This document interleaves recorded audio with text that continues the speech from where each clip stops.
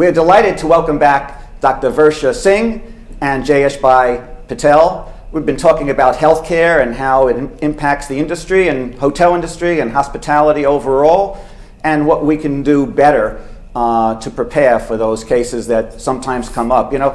Just a statistic to show it's almost like we're in charge of a small city. We're like mayors when we're in managing hotels. There's 55,000 hotels in America, translates into 5 million hotel rooms. There's probably about 1 billion occupied guests throughout the year.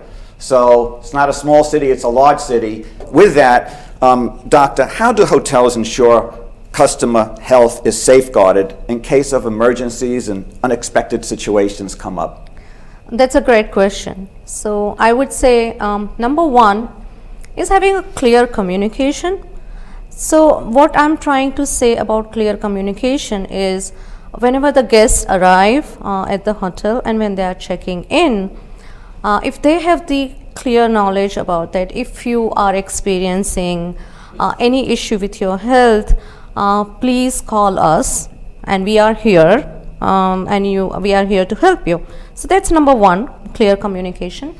And second clear communication is identifying what is emergency and what is not an emergency. Now I understand that the front desk staff are not nurses, paramedics and doctors, and neither are our customers.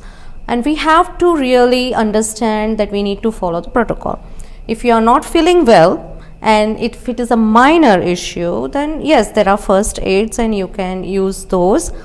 And then if someone identifies an emergency, the best way to treat that patient is by calling the 911 because definitely the hotel staff is not trained and we have to follow the protocol, calling 911 as soon as possible, especially when someone says, I'm having a chest pain, or someone suddenly experiences that I cannot see, the face changes, there is a droop, or someone falls down and cannot get up. So the paramedics and the trained ALS or BLS providers, I call them, those who come with the ambulance, they are trained enough to identify and treat the patient right away. So without waiting, and this is what the message I would like to give, that do not hesitate because it's really time critical. So without waiting a minute, immediately call 911 without waiting. Yeah. And I would like to re-emphasize that because I know, and I mentioned it before, that you are the master and champion of stroke care. And so a couple of symptoms that if a hotel person, front desk person suddenly sees something, say something, but what should they be seeing to say, oh man, that person looks like maybe they're having a stroke? Yes, so I will talk about like two major emergencies. One is the heart attack, where patient or the person will say, I'm having a chest pain, and they may be out of breath, they might be sweating, they might be clutching the left side of the chest, which is a typical presentation. Again, very time sensitive. This person needs to be in emergency room right away because there is a treatment protocol. We need to treat them within 60 minutes. Same goes for stroke. So there is an acronym that I usually use. So B fast, it is balance. If someone loses balance, that is one trigger. Eyes, if someone is having double vision or they stop seeing things or their vision is changed.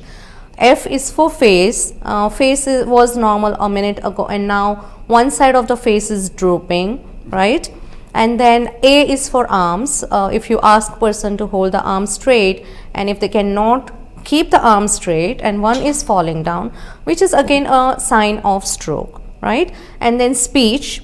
Most of the stroke have affected speech. That means they might be slurring or they cannot speak, like aphasia, or they will just not have any understanding what they are talking. It's called expressive aphasia. They kind of blabber, but it doesn't make sense. So T is for time to call 911. Sure. So B fast acronym anyone can remember, and they should call 911 so that this patient's life can be saved. Well, that's a important acronym to remember, an essential one, and also that 60-minute time frame. Yes. Each minute that we call it golden hour of treatment. In fact, we try to treat in less than 60 minutes. It's very important that this treatment must be done in emergency room, not in the clinic, not in the urgent care center. Both heart attack and brain attack, they have to be treated in emergency room. That's why we advise everyone, call 911 and they will do the due diligence. So the staff needs to just know that if I see this, I need to call 911. I had an experience a while back. I come out of the hotel industry and someone called down to the front desk. I answered and they said, I ate some crazy food and my chest is just pressing down and I know it's probably indigestion. What do you think? I said, you know what, let's not take any chances. Let me call an ambulance and just, if it is indigestion, okay. But it could be worse, and it happened to be worse, and we saved him. I agree with you. And I say it all the time that if there was nothing wrong, it's fine. But if there was a heart attack or a stroke, then we need to treat it very timely. So calling 911 is not going to hurt anyone. Yeah. So on that theme, so to speak, what's the best way to educate and develop the hotel staff about simple health issues that they can manage effectively through first aid? That's a very interesting question and I like it a lot.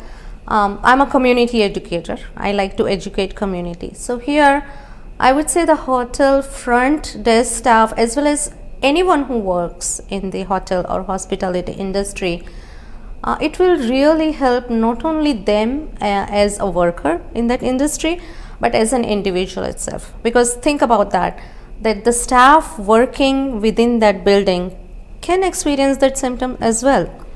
So how do you prepare yourself for any kind of unexpected health condition? Is through appropriate health education. So there are many industries who provide additional health education to their staff member, which is considered the well-being of the employee. Like we want to keep our employees healthy. And knowledge, as per my opinion, I think it's power. So more you provide education, health education to hotel front desk staff or the entire staff, it will empower them to treat the customers with their knowledge. For example, if there was an event where the employees received education about heart attack, stroke, how to manage little injuries, or if they were encouraged to get certified as a CPR provider. So these are the things that can elevate their knowledge. And if we look at the overall impact of this education, it's going to be very beneficial to that particular hospitality industry, because now they all are working together to create a really safe environment for their customers. Excellent. Thank you so much, Doctor. We do need to take a short break. We've got a couple more questions to ask that's very important to round out the segment, but thank you. And we'll be right back for more with Dr. Varsha Singh and Jayesh Bhai Patel.